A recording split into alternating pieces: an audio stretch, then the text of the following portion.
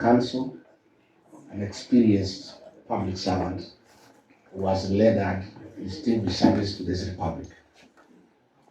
I came calling on the Iron Lady of this great country because where we are as a country, we need to reach out to get counsel, to get advice, to pull our minds together, to put our resources together for the liberation of this great country. You all know where we are as a country. Every Kenyan is crying. The payslip holders, their payslips have been raided. They are all crying. Businesses have been shut down. There is no money in circulation. There is a lot of intolerance and depression. I was checking the other day in Nairobi, in Nyamakema. 2 years ago, goodwill for a shop was 20 million. Today, all shops have closed. The shop owners are not asking for any goodwill. They just tell you, take the shop and pay us whatever you can. That's where we are as a country. And it calls upon great men and women of courage and resilience to rise up and lead the people of Kenya into liberation. Therefore, our coming here could not have been more appropriate. We have come to the right place because the Honorable Mother Karua has a great history of liberation. She has fought for the dignity of the Kenyan people. She has fought for freedoms of the Kenyan people. She has insisted on respect for human rights and good governance. It is for that reason that we came on calling. Many people may wonder because the Honorable Mother Karua and I were opponents in the last election. She was running mate to Raila Odinga, was running mate to William Ruto, and probably people thought that we cannot come together. But where we are as a country, we don't have a choice. All of us must come together, men and women of integrity and women well for this country. And I want to tell you, because I left government 3 months ago, the way this country is going, there will be no country. Because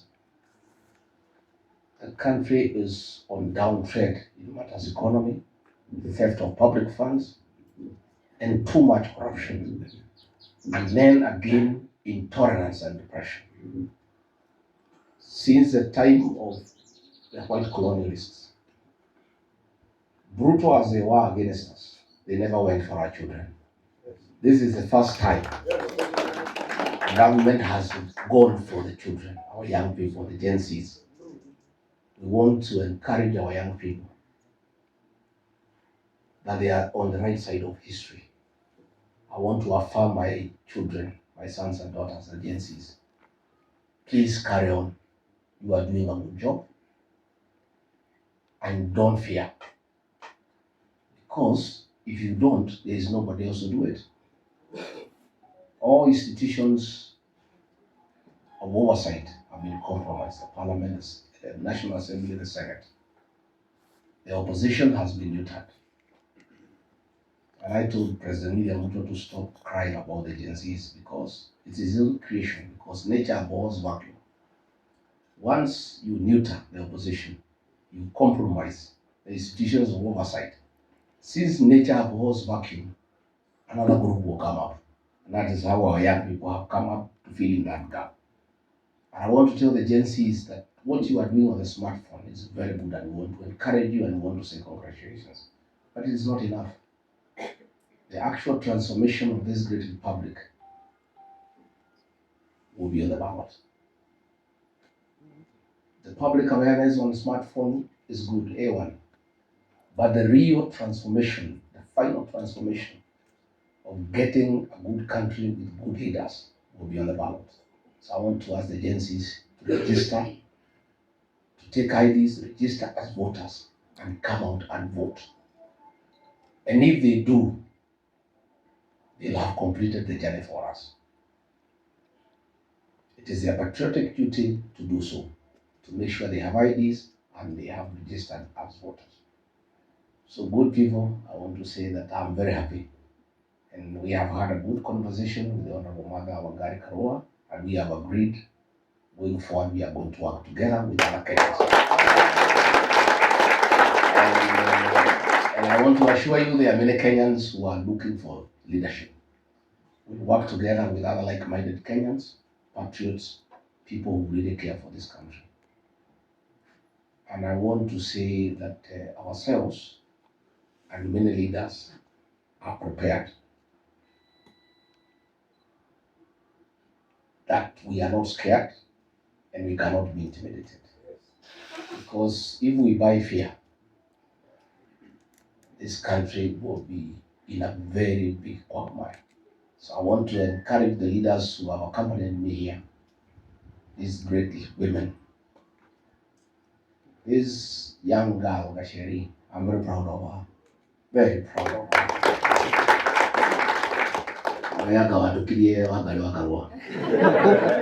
This girl is a great leader, and she's fearless, she's articulate, and she's using the brains God gave her well for the benefit of the country.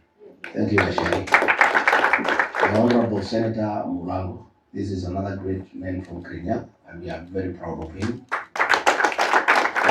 the leadership that they have given to the people of Kenya and the people of this region and indeed the country. And our MCA Magenge from Barangui is a great guy. So for many years I was a student at Kenyaga High School, 1978 to 1983 for 6 years. And then I was a DO at Kenyaga for another 2 years, just before the Honorable Mother Karua was elected as Member of Parliament. So I know these areas, that Ugora, where Uku, and your areas, Sana. And you show people, the people of Kenyaga are great people. We took it at the way to come back to the Gureka. We go there, Utumanite Mono, Ukiya, Kiya. When you took Nitana Galero to Already, Mara Galwakaroa, my elder sister, we shall benefit a lot from our council. We'll consult her regularly alongside other Kenyans of goodwill, so that we liberate this country. So today I will leave here a very happy man. Now, we are a leader now that we can work together. And she has the necessary experience, the necessary courage, and she will be able to help us. And I want to say, the people of this region are not tribal at all. At all. I regard Gachagua as not tribal because I supported William Ruto, and it's not a Kikuyu. And 87% of the people of my kinsmen voted for him, knowing very well he's not Kikuyu. The Honorable Mother Karua supported Raila Odinga, he's not a Kikuyu. We are nationalists. We are nationalists. And it is insulting to this community for the president to go around in meetings calling us tribal. We know he is unhappy. We know he is frustrated. We know he is bitter that our people have left him. But sio sisi tulimkataa. Mimi mwenyewe nilimwambia usiguze mlima akaguza. Ndio. I told him the people of mountain don't like betrayal, he betrayed us. I told him the people of this region hate deception, he deceived us. This problem is his own making. So frustrated as he is, bitter as he is, let him relax. Because even if he keeps on calling us tribalists, we had our own candidate called Mauro Ahila on the ballot. We never voted for him. Had we been tribal the way he is saying, we would not have voted for him and Raila Odinga. We would have gone to Maura Ahila. So the fact that he is having a problem with the people of this region, his own creation, by cheating them, by deceiving them, by abusing them, he can't call them tribalists. We are in working with all Kenyans across the country. And this community is not tribal. And if we had been tribal, he would not be president today. We would have voted for our own person, but we didn't. So tunataka kumuuliza tu atulie kidogo, atajipanga huko mbele. Hii mlima imeenda, there is nothing we can do. Mwenyewe atapanga maneno yake, aone vile ataka. As we are going to work with other people. And let me also say, much as many people are regretting the vote for President William Ruto, I don't regret. I think it was a good vote for one reason. We proved to this country that we are not tribal, and we can back anybody. We also proved that we are people of honor and we keep promises. That to me is the importance of the vote of 2022. And I can assure you today, other Kenyans want to work with us. Nobody can isolate us. Everybody wants to work with us because we are honest people, we are people of integrity, and we are straightforward. So let you not be worried that anybody can isolate this region. We are going to work together with the rest of Kenya. And now that we are working together with the Honorable Mara Karua, it even makes us stronger as we engage the rest of Kenya. I think we are ready. I don't know what you wear. Or a mugger, you know, Mukore. Forward the way. Oh, we need to get back at the Mono, who are already. Honorable Mother, we are proud of you. And I want to say that from the bottom of my heart. Even as we were fighting, I was still admiring your leadership. I was wishing you were in our team. It will be better. Now that we are together, we are going to form a formidable team with the rest of Kenyans. Not just here in the mountain, with the rest of Kenyans. Even in the valley, people are talking to us. They are as dissatisfied as you are. They are also being abused. I saw one of the personal assistants to the president abusing the six people. They are as unhappy as we are. Sio nyinyi peke yenu mmeitwa mademoni. Hata hawa wa Kipsix wanalalamika.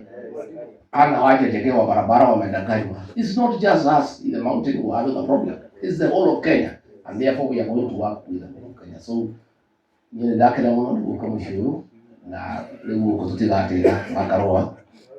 Iyo afadhali tuiratu ikalero kone ligo ikumi. Twakera tutigo ikara tondo thiemeru, but we will be coming here to consult our lady here. Ugo mwatu wana guku mukamenya wakaguhoya ki na kila katibu na nituguteithania, work together, we hold each other, and we also look for other Kenyans so that we stay together. And when we work that way, we'll have a beautiful country. And this country has many challenges. We don't go to the moon. Niti Gihota, Deniki, Matadaki Hotari Wiki, Wamanodaki Hotari Wiki, Karosu Daki Hotari Wiki. We need everybody. Wait for IBC, let the president now go and have the panel. Let us get IBC in place. There are constituencies with no representation. The others who want to call the MPs.